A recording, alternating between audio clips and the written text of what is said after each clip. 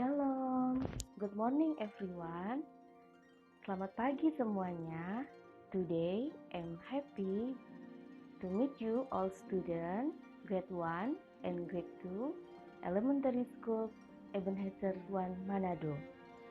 Hari ini memang sangat bersukacita punya kesempatan lagi bertemu dengan anak-anak kelas 1 dan 2 SD Kristen Ebenezer 1 Manado. Sekarang kita akan mempersiapkan diri untuk mendengarkan firman Tuhan. Fold your hand, close your eyes, let us pray. Father in heaven, thank you for guiding us into your love. Bapa di surga, terima kasih buat penyertaan-Mu dalam kasih-Mu. For this time, we want to listen about your word. Pada saat ini, kami ingin mendengarkan firman-Mu. Please give us your Holy Spirit that open our heart. Tolong berilah Roh-Mu yang kudus untuk membuka hati kami menerima firman-Mu. In the name of Jesus we pray. Di dalam nama Tuhan Yesus kami berdoa. Amin. Firman Tuhan pagi hari ini berjudul Allah memberi kita kekuatan untuk bertobat. Kita akan melihat video tentang Yohanes Pembaptis yang sangat mencintai Allah dan memberitahu kepada orang-orang supaya bertobat. Yohanes Pembaptis yang mencintai Allah mempunyai tugas memberitahu orang-orang bahwa mereka adalah orang berdosa yang memerlukan juru selamat. Banyak orang yang mendengarkan Yohanes siap untuk mengalami perubahan dalam hati mereka.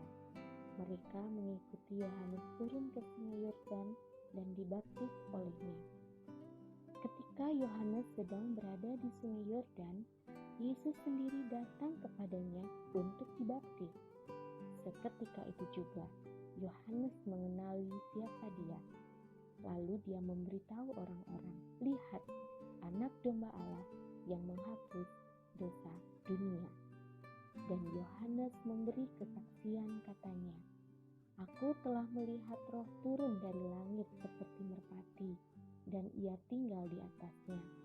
Dan aku telah melihatnya dan memberi kesaksian, inilah Anak Allah." Firman Tuhan hari ini terdapat di dalam Matius pasal yang ketiga.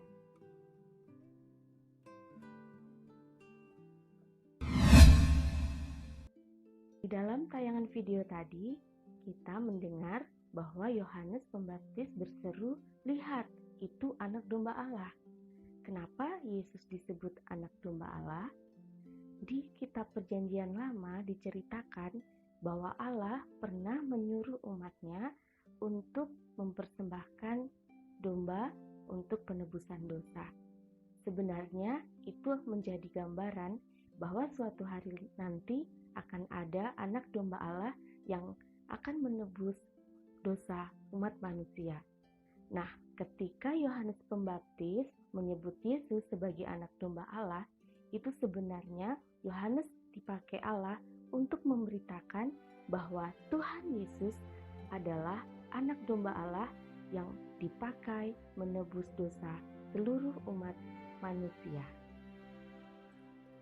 Dalam tayangan tadi juga kita melihat bahwa Yohanes berseru supaya semua orang bertobat. Kenapa Allah menyuruh Yohanes memberitakan kepada umat manusia untuk bertobat? Karena manusia sudah hidup di dalam dosa. Mereka harus meninggalkan dosa. Mereka tidak boleh hidup di dalam dosa. Bagaimana gambaran hidup di dalam dosa? Kita akan lihat ilustrasi berikut ini. Ilustrasi dosa.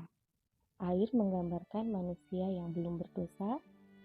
Minyak menggambarkan pertahanan manusia menganggap dirinya pasti kuat ketika melakukan dosa. Pasti tidak apa-apa melakukan dosa. Pewarna makanan menggambarkan jenis-jenis dosa yang begitu menarik yang setiap hari menggoda kita. Akhirnya manusia pun memilih untuk berbuat dosa. Gak apa-apa kok sedikit, tapi lihat apa yang terjadi. Pertahanan diri manusia tidak mampu menahan kelamnya dosa. Dosa itu merasuk kehidupan manusia. Perbuatan-perbuatan dosa yang kelihatan menarik ternyata membuat hidup manusia menjadi tercemar, menjadi gelap, dan sampai akhirnya membuat manusia tenggelam di dalam dosa. Jika hidup kita dalam kondisi yang gelap seperti ini, apa yang harus kita lakukan?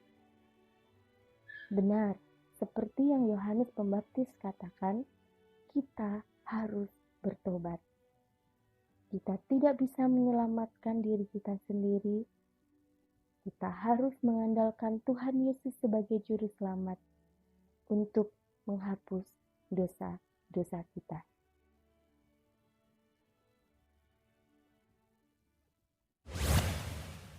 Sungguh hidup yang sangat gelap kalau kita ada di dalam dosa. Karena itu kita harus menyadari bahwa kita tidak pernah bisa menyelamatkan hidup kita sendiri. Kita perlu Tuhan Yesus yang menjadi juru selamat. Ketika ada seruan untuk kita bertobat, maka sebaiknya kita harus mengambil keputusan untuk segera bertobat.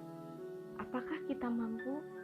Memang secara manusia kita tidak mampu meninggalkan kegelapan dosa, tetapi Tuhan akan memberikan kita kekuatan untuk bertobat. Mari kita berseru kepada Tuhan supaya Dia menolong kita sehingga kita bisa menyesali dosa-dosa kita bisa berubah dan bertobat menjadi manusia baru. Mari kita berdoa meminta pertolongan Tuhan. Tuhan Yesus yang baik, kami bersyukur untuk kebenaran firman-Mu pagi hari ini. Kami bersyukur memiliki Tuhan yang menebus dosa-dosa kami. Tuhan, ajar kami sebagai umat-Mu untuk bertobat dari dosa-dosa kami. Kami tidak mau tinggal di dalam kegelapan. Kami mau hidup di dalam terang-Mu ya Tuhan. Kiranya Tuhan yang akan menolong kami semua. Terima kasih Tuhan, kami sudah berdoa dan mengucap syukur. Amin.